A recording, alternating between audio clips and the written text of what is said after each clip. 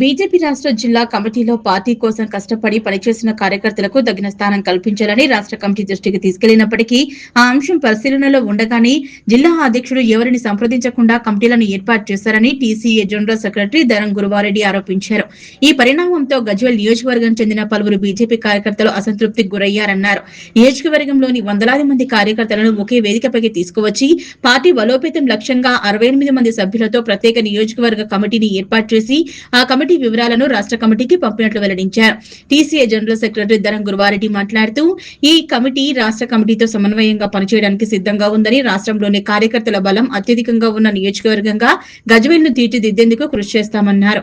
రానున్న అసెంబ్లీ ఎన్నికల్లో గజ్వేల్ బీజేపీ జెండా ఎగిరేవేసేలా పనిచేస్తామని, అందుకోసం ఈ నియోజకవర్గ కమిటీకి రాష్ట్ర కమిటీ ఆమోదం తెలిపారన్నారు.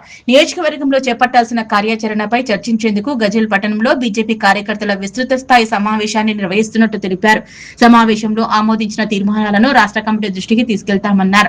తమ కమిటీపై కొందరు కావాలనే దుష్ప్రచారం చేస్తున్నారని, గజ్వేల్ బీజేపీలో ఎలాంటి గ్రూపు రాజకీయాలు లేవని స్పష్టం చేశారు.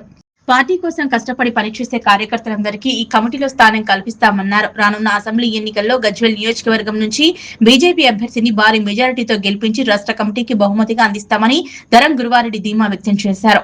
గజ్వేల్ నియోజకవర్గ ప్రజా సమస్యలపై బీజేపీ ప్రజల తరపున నిరంతరం పోరాటం చేస్తామని, త్వరలోనే పలు భారీ కార్యక్రమాలను నిర్వహిస్తున్నట్లు వెల్లడించారు. ఈ రాష్ట్ర కమిటీ ఈ నియోజకవర్గ కమిటీకి ఆమోదం తెలిపి జిల్లా కమిటీలతో కలిసి పనిచేయాలని సూచిస్తే పూర్తి సమన్వయంతో ముందుకు సాగుతామన్నారు. ఒకవేళ ఆమోదం లభించకపోయినా ప్రజల సమస్యలపై ప్రజల తరపున తమ పోరాటం కొనసాగుతుందని ధరం గురువారెడ్డి స్పష్టం చేశారు. ఎంపీ ఎలక్షన్లో 57,000 ఓట్లు సాధించి ఇక్కడ ఎంపీని గెలిపించిన దాంట్లో గజ్వేల్ కూడా ప్రధాన పాత్ర ఉన్నది. ఇక్కడ ఒక సీఎం ఉండే 10 సంవత్సరాలు ఏలిన సీఎం నిరంకుశ పాలనలో సీఎం సీటుది. దానికి వ్యతిరేకంగా కార్యకర్తలు కొట్లాడి 66,000 ఓట్లు తీసుకొచ్చే పరిస్థితి ఇక్కడ భారతీయ జనతా పార్టీ కార్యకర్తల సత్తా ఉంటే,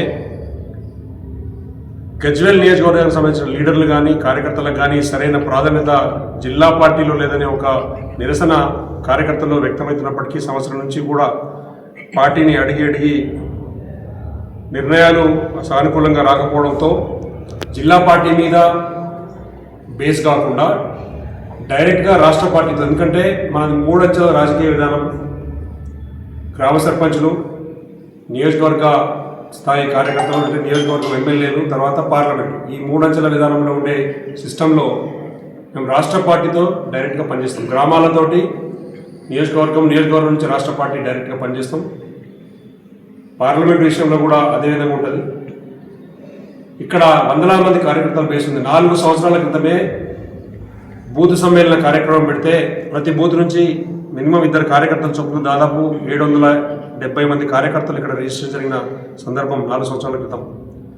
తర్వాత వేలాది మంది కార్యకర్తలు తండోపతండాలుగా ఉన్న ర్యాలీ, పార్లమెంట్ ఎలక్షన్లో చివరి రోజు ర్యాలీ చేస్తే తగ్గించి షార్ట్ పీరియడ్లో చెప్తే 2,500 బైకులు వచ్చినాయి ఇక్కడ ర్యాలీకి. అటువంటి ప్రబలంగా ఉన్న రాజకీయ చైతన్యం ఉన్న గజ్వేల్ నియోజకవర్గంలో ఒక పట్టుదల పంతం రాజకీయాలు ఉంటాయి. ఇక్కడ ఉన్న కార్యకర్తల మనోభావాలు దెబ్బతీసుకుంటూ కొంతమంది వ్యక్తులు నిన్నమున్న పార్టీలోకి వచ్చిన వాళ్ళు రకరకాలుగా వేధించుకుంటా కార్యకర్తలందరూ డిమోరలైజ్ చేస్తూ ఉంటే ఆలోచించి రాష్ట్ర పార్టీ నాయకత్వంతో ఎన్నోసార్లు మాట్లాడి ఎన్నో రకాల మేము అభ్యర్థులను పంపించి మొన్న కూడా కమిటీ రూపంలో దాదాపు ముందు ఒక 120 మంది కార్యకర్తలు వీళ్ళకి గుర్తింపు రావాలి, అన్యాయం జరుగుతుంది ఈ పార్టీలో, ఖచ్చితంగా మాకు గుర్తింపు ఇవ్వండి, రాష్ట్ర పార్టీ డైరెక్ట్గా గుర్తించండి అని చెప్పి పంపించాం. జిల్లా పార్టీలో, రాష్ట్ర పార్టీలో, కేంద్ర పార్టీలో కూడా స్థానాలు ఏమని అడిగినాం. అది పరిశీలనలో ఉండగా ఎవరి అనుమతి లేకుండానే జిల్లా పార్టీ అనౌన్స్మెంట్, జిల్లా కార్యవర్గం అనౌన్స్మెంట్ జరిగిందని తెలిసి కార్యకర్తలను డిసప్పాయింట్ అయితే కార్యకర్తలను సమూహాన్ని నిలబెట్టుకోవడానికి, వందలాదిగా ఉన్న కార్యకర్తలను కాపాడుకోవడానికి, భారతీయ జనతా పార్టీ జెండా కింద పనిచేయడానికి మేమందరం కూడా మాట్లాడుకొని దాదాపు ఒక 68 మంది కమిటీ రాష్ట్ర పార్టీకి సమర్పించడం.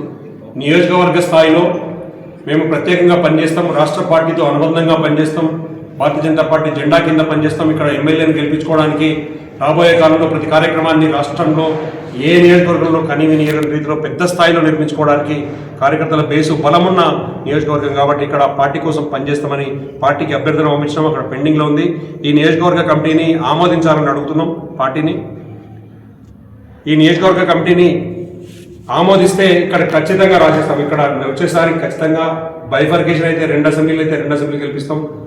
బైఫర్కేషన్ కాకుండా ఉంటే ఈ అసెంబ్లీ ఖచ్చితంగా గెలుస్తాం.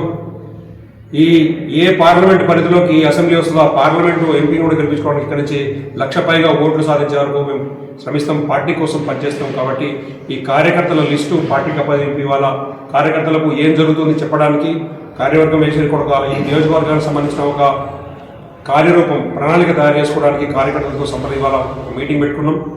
ఈ వివరాలన్నీ కూడా రాష్ట్ర పార్టీకి పంపిస్తాం.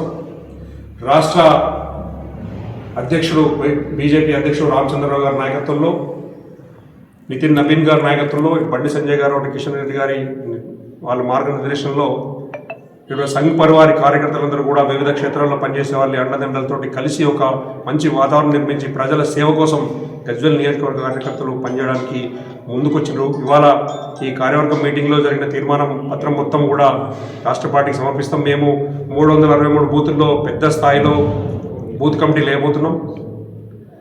ప్రతిదీ కూడా రాష్ట్ర పార్టీతో డైరెక్ట్గా మేము మాట్లాడుకొని చేస్తాం. ఎవరైతే కొంతమంది